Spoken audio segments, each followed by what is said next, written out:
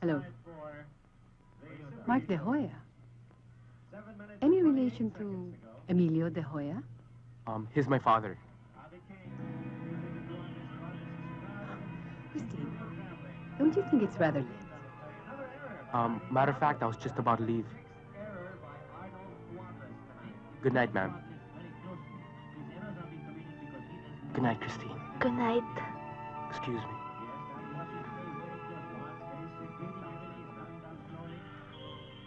Risky pass by Cesar, another passing error, this time by Cesar. And we've got Nick Polanco replacing Duartes. Duartes had a long layoff from practice. He went off.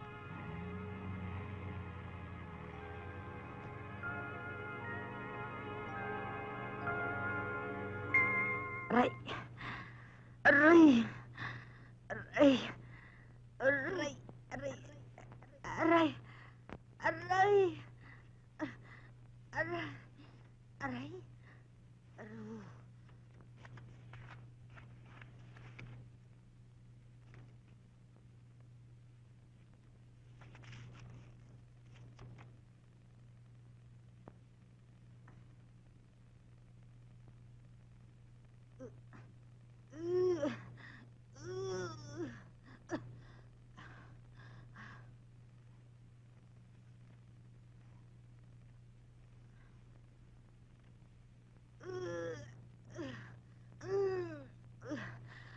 Mukha yatang dibdiba nito ah.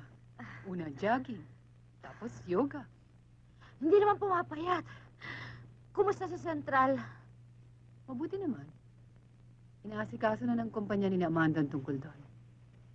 Pero nagkaroon ng major revamp eh. Mabuti nga revamping lang. Eh kung na-embargo pa yan ni na Emilio, dipihado, kalahati ng mga empleyado, tanggal.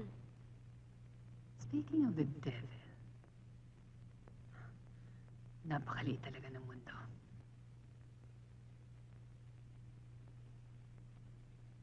Kailangang matigil ang pagkikita ng dalawang yan. Siguro mabuti isama ko si Christine sa lahat ng mga lakad ko habang bakasyon siya. O kaya, i-enroll ko siya sa isang summer course. Mas mabuti pa nga siguro. Dahil mahirap ipaliwanag kay Christine kung bakit ayaw mo kay Mark. Mom, Mark bought 2 tickets for the concert tonight, oh. Good seats, eh. Front seats, oh. Go. It's nice. Yeah, front seats, it's, hard to get, but we got. Tonight? Yeah, tonight. Nice, eh. I'll go, no? No. No, not tonight. I'm sorry, Ihap. Pero sumagot na kasi ako sa tita Amanda mo, eh. Meron siyang cocktails mamaya. Sabi ko, pupunta ako. Pupunta tayo, as a matter of fact. Eh, paano to, Ma? Yung good seats ko, sayang.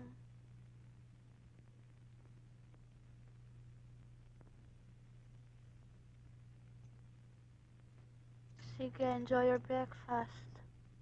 Join me? No, thank you. I'm full na, eh.